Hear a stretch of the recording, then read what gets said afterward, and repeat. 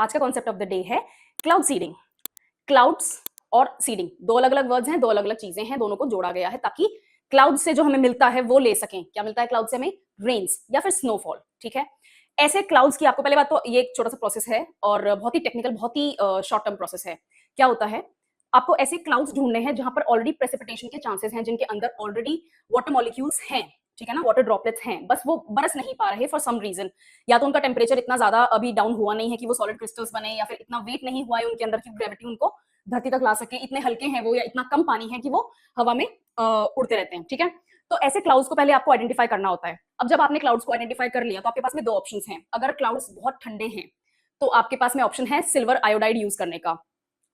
इसको रिलीज करते हैं या तो एरोप्लेन से रिलीज करते हैं, ठीक है, या फिर ऐसे प्रेशर पंप्स होते हैं जो धरती पे ही होते हैं और रिलीज कर देते हैं। तो ये हल्के होते हैं और ये एयर में, एटमॉस्फेयर में ऊपर चले जाते हैं, राइज कर जाते हैं, क्लाउड्स तक चले जाते हैं और ये दिखने में स्मोक टाइप होता है।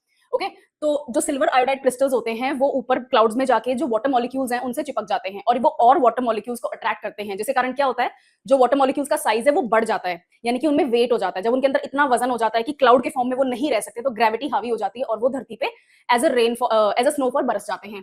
ये तो है उनके लिए जहां पर ठंड ज्यादा होती है, ठीक है, बिलो फ्रीजिंग वाले एरियाज होते हैं। जहां पर फ्रीजिंग टेम्परेचर्स नहीं है, जहां पर गर्मी है, वहां पर सॉल्ट यूज किया जाता है। ठीक है, जैसे टेबल सॉल्ट होता है उस तरह से सॉल्ट यूज किए जाते हैं। और सॉल्ट का भी यही प्रोसीजर है, उसको एयर में ड्रॉप कर देते हैं प्लेन्स वगैरह यूज करके, हेलीकॉप्टर्स यूज करके। और सेम कॉन्सेप्ट है, वो वाटर मॉलिक्यूल से जाके चिपक जाते हैं, क्योंकि सॉल्ट क्या होता है, सॉल्ट ड्राई होता है, बहुत ज्यादा वाटर को एब्जॉर्ब करता है। एग्जैक्ट सेम कॉन्सेप्ट है, water molecules, sorry salt molecules जो होते हैं वो वाटर को एब्जॉर्ब करते जाते हैं और वो साइज में बढ़ते जाते हैं, वेट हो जाता है, उनको हवा नहीं कैरी कर पाती है, तो वो in the form of rain बरस जाते हैं। सिंपल ऐसी जगहों पे कराया जाता है जहां पर या तो रेन बहुत कम हो रही है या फिर बाद में रेन एक्स्ट्रा ना हो जाए, तो हम थोड़ा बहुत रेन पहले ही करवा लेंगे, बादल खाली हो जाएंगे पहले ही करवा लेंगे।